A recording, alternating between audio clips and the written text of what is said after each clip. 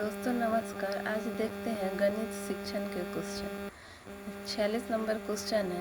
एक गणित के अध्यापक ने विद्यार्थियों से एक 10 ग्राम में दिए गए सभी आयतों को पहचानने के लिए कहा।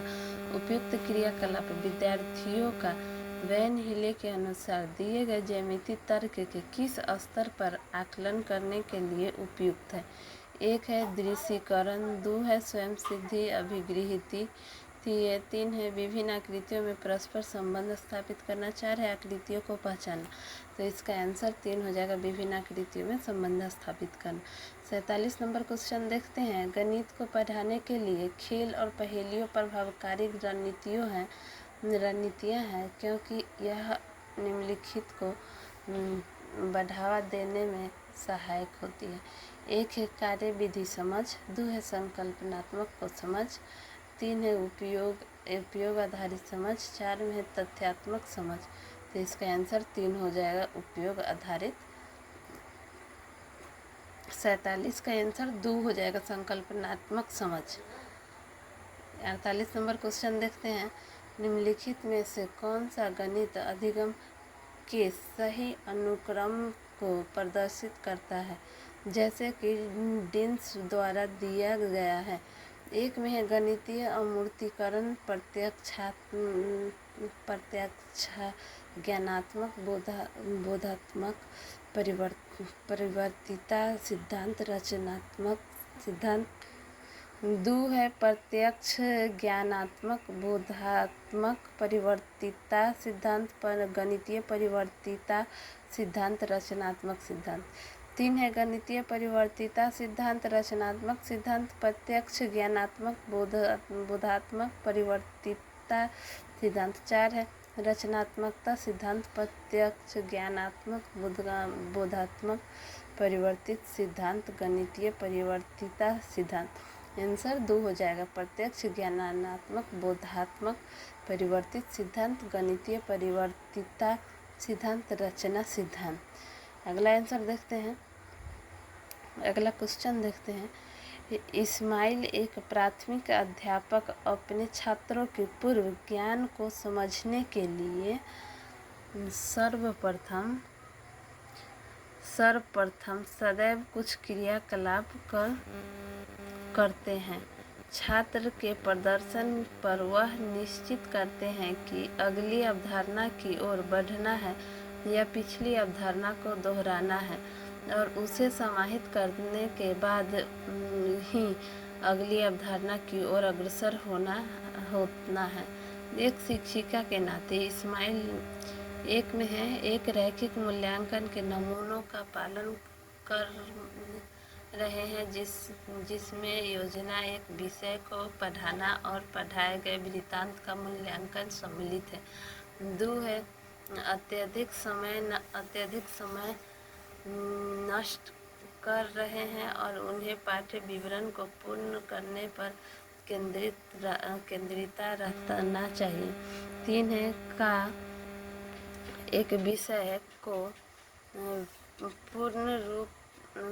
पूर्ण करने के पश्चात ही मूल्यांकन करना चाहिए। 4 है एक चक्रीय मूल्यांकन के नमूने के पालन कर रहे हैं जिसमें मूल्यांकन के द्वारा जानकारी एकत्रित कर बच्चों के लिए अधिगम वातावरण को सुधारना सम्मिलित है।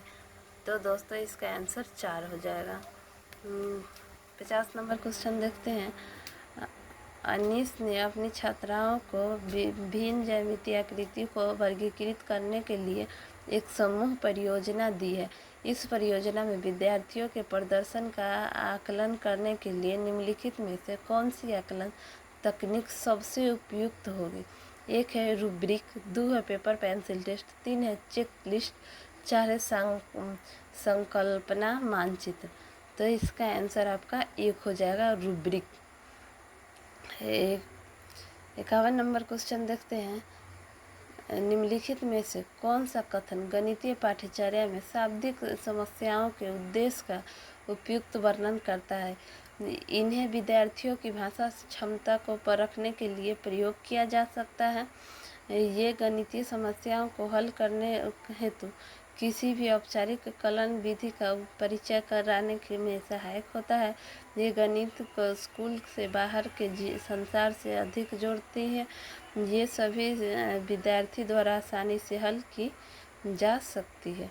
तो इसका आंसर 3 होगा। ये गणित को स्कूल से बाहर के संसार से जो अधिक जोड़ती है। 51 नंबर क्वेश्चन देखते हैं। 52 नंबर क्वेश्चन देखते हैं। अल्पवयस्क छोटे बच्चों के लिए निम्न में से कौन सी प्रक्रिया पूर्व संख्या संकल्पना का भाग है? 1 है वर्गीकरण प्रतिमा बनाना और एकांकिक संगीत। 2 है गणना पश्चात उल्टी गणना और वर्गीकरण। 3 है समपलाभ स्कीप गणना प्रतिमान बनाना संख्या का संरक्षण। 4 है वर्गीकरण गणना और संख्या का क्रम। तो इसका आंसर आपका हो जाएगा 4, वर्गीकृत गणना और संख्याओं का क्रम। अगला क्वेश्चन देखते हैं। निम्नलिखित में से कौन सी प्राथमिक स्तर पर गणित की पाठ्य पुस्तक की विशेषता नहीं होनी चाहिए? 1 है अवधारणा का उच्च कक्षाओं से संबंध होना चाहिए। 2 है अवधारणाओं के प्रस्तुतिकरण पाठ्य अनुक्रम रीति से होना चाहिए। 3 है अवधारणाओं का प्रस्तुतिकरण जटिल से सरल होना चाहिए। 4 है अवधारणाओं का प्रस्तुतिकरण जहाँ तक संभव हो प्रासंगिक विधि से किया जाना चाहिए। तो इसका आंसर आपका 3 हो जाएगा। अवधारणा का प्रस्तुतिकरण जटिल से सरल होना चाहिए, जबकि सरल से जटिल होता है। 54 है हस्त कौशल सामग्री मैनिपुलेटिव्स का उपयोग प्राथमिक स्तर पर गणित के शिक्षण अधिगम का अभिन्न अंग है, क्योंकि यह प्राथमिक पाठ्यचर्या में अन्य विषयों के साथ संबंध बनाने में सहायता करता है। 2 है वार्षिक निरीक्षण के दौरान स्कूल को बेहद प्राप्तांक प्रदर्शित करने में सहायता करता है। 3 है यह शिक्षार्थियों को गणितीय अवधारणाओं को समझने में सहायता करता है।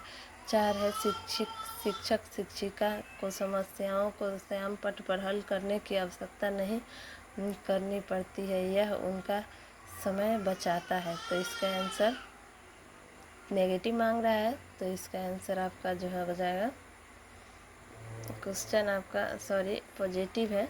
इसका आंसर 3 हो जाएगा। यह शिक्षार्थी को गणितीय अवधारणा को समझने में सहायक करता है।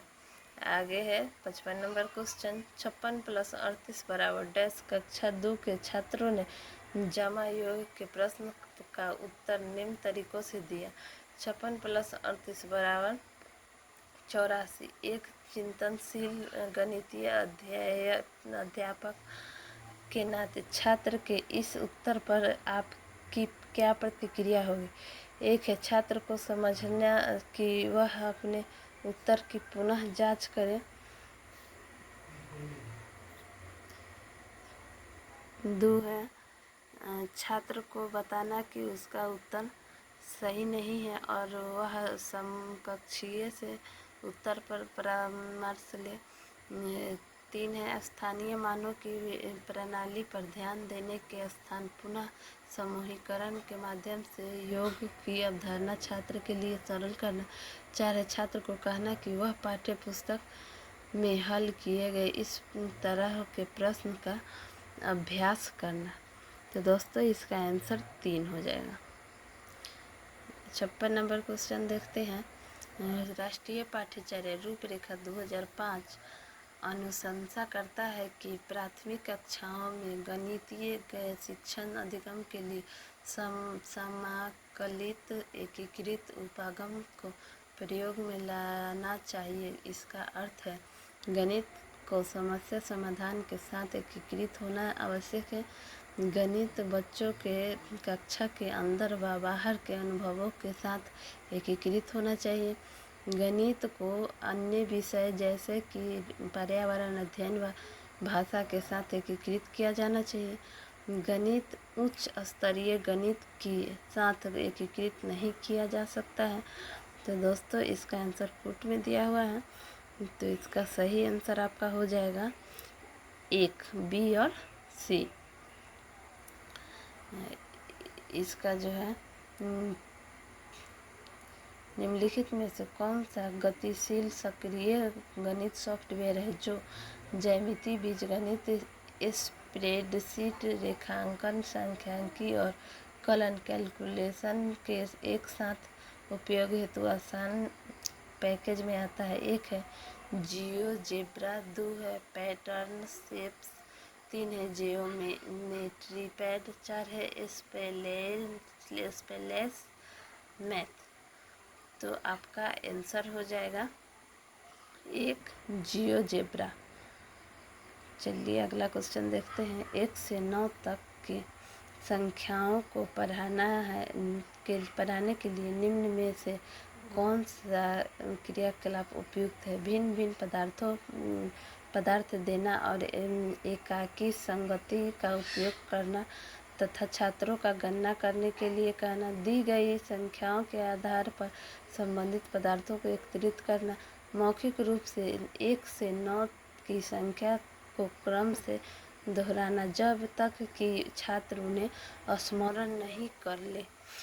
तो आपका इसका आंसर हो जाएगा ए और बी। सी नेगेटिव गलत कह रहा है, इसका आंसर 1 हो जाएगा, ए और बी। अगला क्वेश्चन देखते हैं।